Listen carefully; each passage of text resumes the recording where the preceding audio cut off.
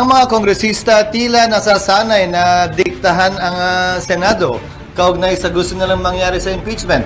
Pwes kung trabaho ng ilang mambabatas na maging sunod-sunuran kay Speaker Romualdez na gusto klaro itong impeachment na ito, hindi namin trabaho yan sa Senado. Hindi ko rin trabaho yan bilang tagapangulo ng Senado.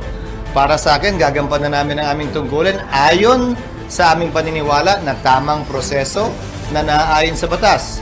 Nung inupuan nila na mahigit 2 buwan itong impeachment complaint, may narinig ba sila sa amin?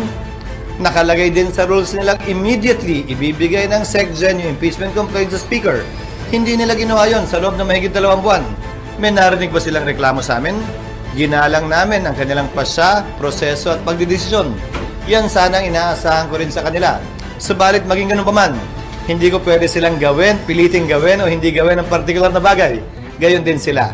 Kung nais nila maging sunod-sunuran sa gusto ng kanilang speaker, pues hindi po namin trabaho yan.